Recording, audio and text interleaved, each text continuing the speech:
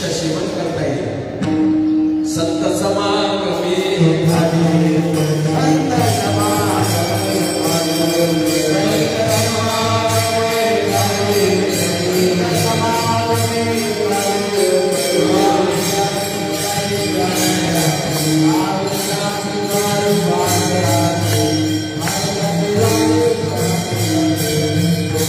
संत समागमे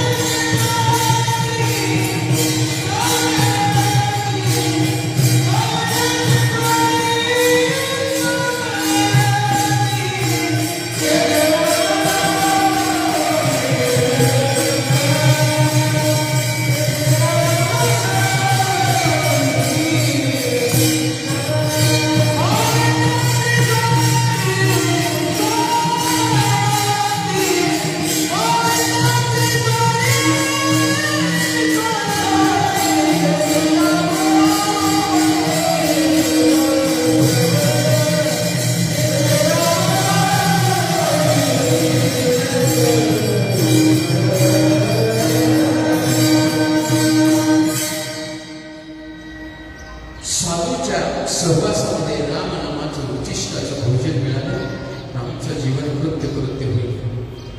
मग विचार करा बाबा, आपण माणूस म्हणून या मृत्यू लोकामध्ये जन्माला आलो, त्यातल्या त्यात या महाराष्ट्रामध्ये आलो।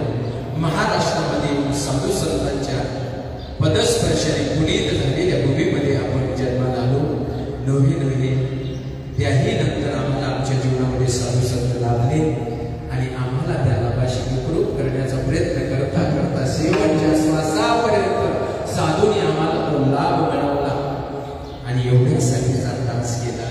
आपण आपल्या जीवनामध्ये एक ठरवलं पाहिजे, ज्या माझ्या साधूला आयुष्याच्या शेवटच्या श्वासापर्यंत त्या लाभाशी आम्हाला एकरूप करण्यासाठी रात्रीचा दिवस दिवसाची रात्र ज्या अर्थी केलेला आहे, त्या अर्थी माझ्याही शेवटच्या श्वासापर्यंत मला साधूच्या शब्दाकडे लक्ष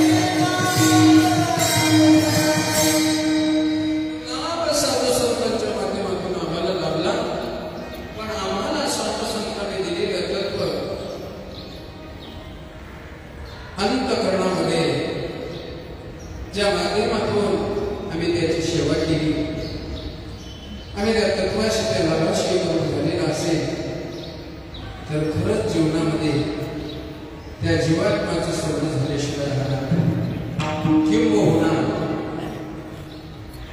त्या सुखाशी तो पात्र झाल्याशिवाय आम्हाला त्या सुखाला त्या लाभाला पात्र व्हावं लागेल. वाटत असेल आम्हाला वेळोवेळी त्या साधूचा सेवक आणि दास व्हावं लागेल. पण आम्ही किती दिवसापूर्वी ते सेवक होतो, किती दिवसापूर्वी, किती महिन्यापूर्वी, किती वर्षा, किती काळासाठी आम्ही त्यांचे दास होतो. आम्ही दास होत नाही, आम्ही त्यांचे दास व्हायची अपेक्षा करत नाही. आमचे कुणीतरी दास व्हावं ही आमची अपेक्षा आहे. विठ्ठल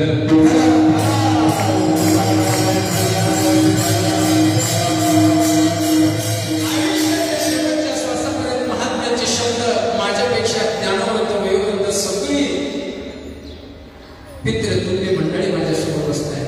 माझ्यासारख्या लेकराने तुमच्यासमोर काय बाबांचं गुणगान गावं सांगू तुम्हाला. बाबांचा शब्द एक लक्षात ठेवा. बाबा म्हणायचे मी कोणाचा गुरु नाही आणि माझे कोण. पण आता काय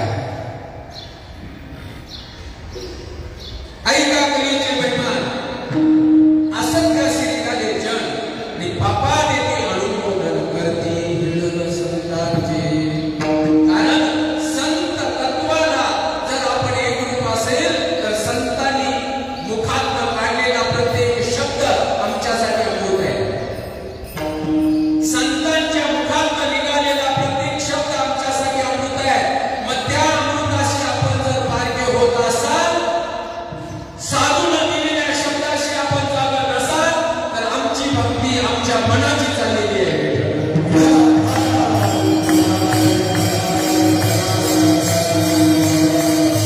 आम्ही फक्त म्हणायचं प्रेमाची म्हणते, फक्त म्हणायचं. पण त्या मार्गाने आम्ही जर जात असाल तर आज या ठिकाणाहून बोलण्याची काही गरज नाही. आम्ही त्या मार्गाने चालत नाही. बोले पैसा चाले त्याची आणि बोले पैसा न चाले. गुरुवेरे सत्य हो गाडी आम्हाला सतत मार्गदर्शन करतात. बोले पैसा न चाले त्याच्या पुढे तुम्हाला माहिती आहे मी काय सांगायची गरज आहे. आम्ही बोललो पाहिजे आणि बोललो कसं बोला चाललं पाहिजे. आम्ही बोलतोय आणि चालतो मी नाही म्हणत. विठ्ठल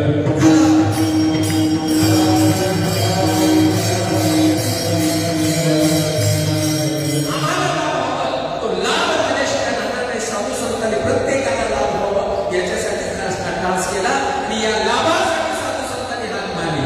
या रे या रे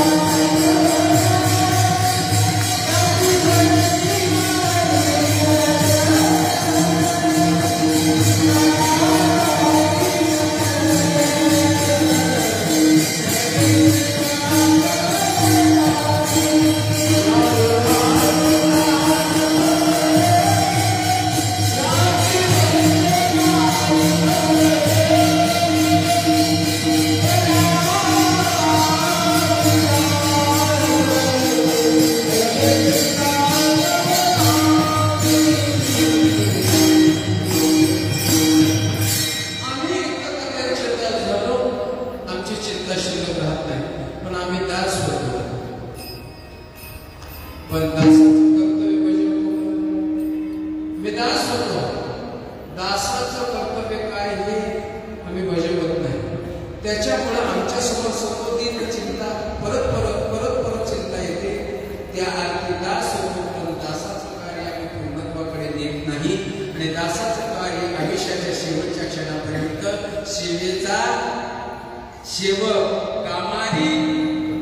बटी साधूंचे शब्द आहे, माझे शब्द नाही. आणि ही स्थिती जर आपल्याकडे असेल तर राम नामाचं भोजन भेटल्याशिवाय राहणार. आणि राम नामाच्या भोजनासाठी या लाभासाठी एवढा त्रास आहे. पण साधू बोलताय बाबा तुम्ही कसे जरी आलात, लहान आलात, मोठे आलात, खट आलात, नट आलात, तरी तुम्हाला हा लाभ होणार आहे, निश्चित आहे. पण केव्हा होणार आहे? केव्हा हा लाभ मिळेल? अभंगाचे दुसरे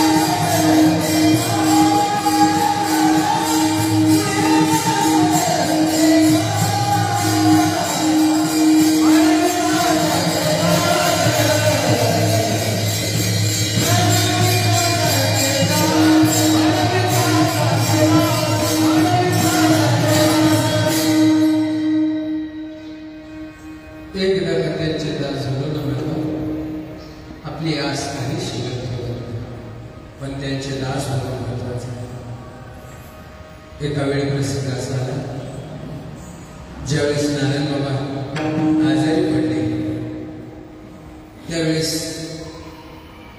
वाघुलीची काही मंडळी भेटायला जात होती. त्यावेळेस मी त्यांना माझ्यासाठी एक गाडी ताब्यात मला भेटायला यायचं. पण त्यावेळेस बाबा आजारी होते. पण बाबांची लाडकी लेकर गेले ना, बाबांना त्या आजाराकडे बाबांचं लक्ष राहत नव्हतं.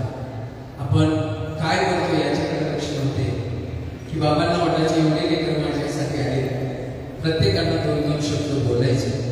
त्यावेळेस मला बाबांनी विचारलं, बाळ तू कुठला?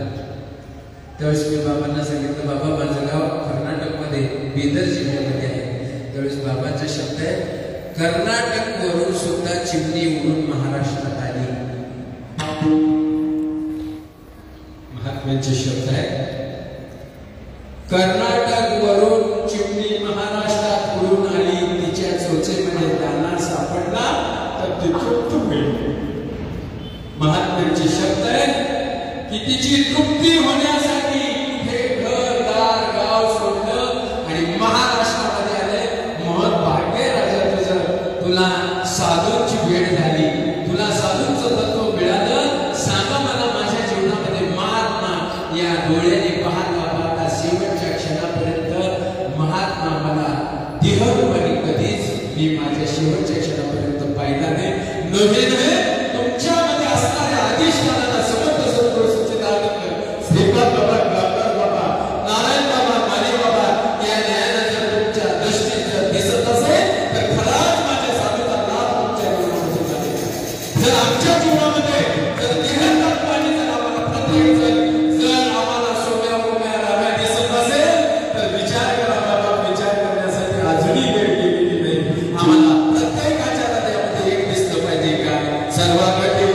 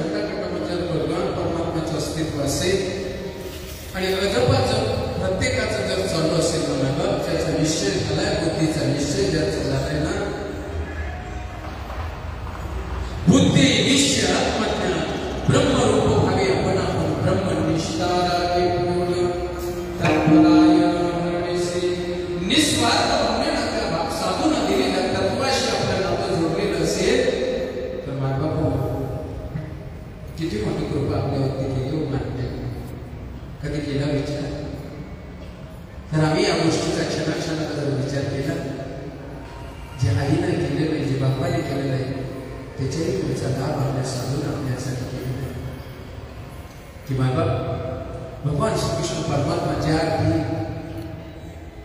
अर्जुनाला ही गोष्ट सांगताय हा लाभ करून घेण्याचा म्हणताय अर्जुनाच्या निमित्तानं तुमचा पर्यंत हा लाभ पोहोचावा मिळवण्यासाठी भगवंताने अट्टास केला जे न सांगे पाहिजे देवकीसी जे न सांगे होती वसुदेवासी जे न सांगे बंधू बळीभद्राशी देवी अग्निशी सांगत असे भगवंताने एवढा अट्टास करून अर्जुनाला ज्या माध्यमातून सांगितलं त्या माध्यमातून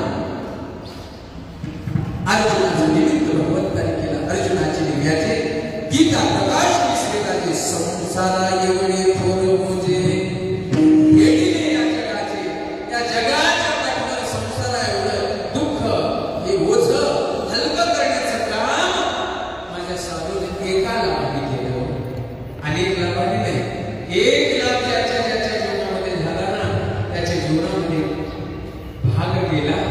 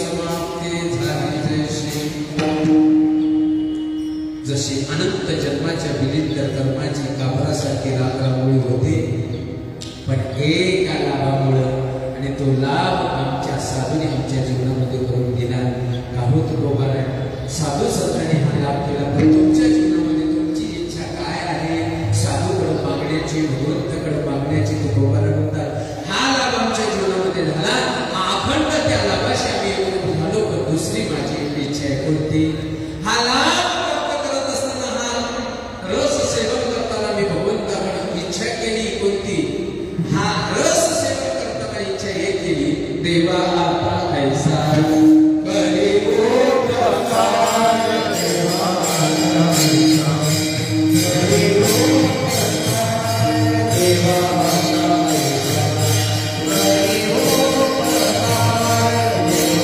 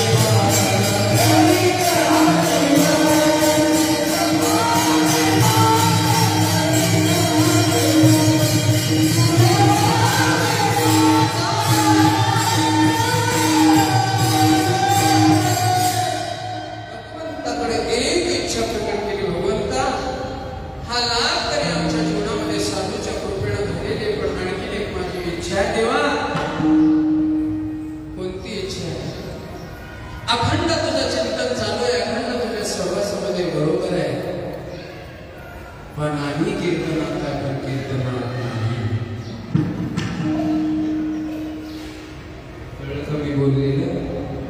आम्ही कीर्तनात आहे पण कीर्तनात कोण म्हटलं नाही.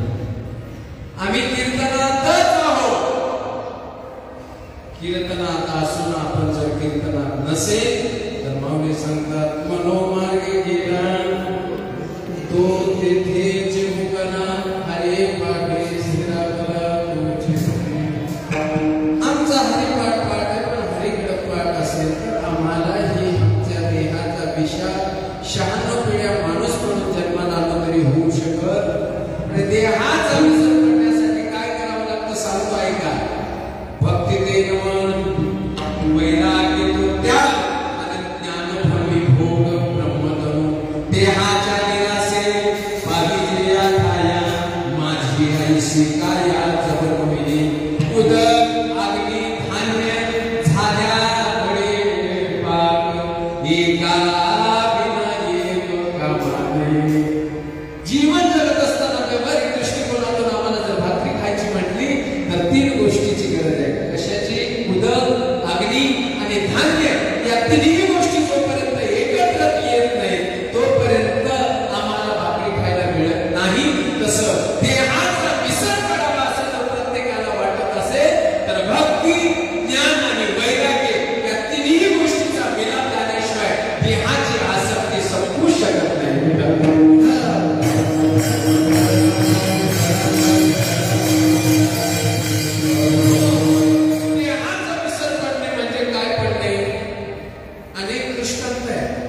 ज्ञानेश्वरीमध्ये आहेत, भागवतामध्ये आहेत. देहाचा विसर पडणे म्हणजे काय? देहाचा विसर पडणे म्हणजे काय सांगताय महाराज? डॉक्टरने इंजेक्शन केलं ऑपरेशन साठी तरी देहाचा विसर पडतो.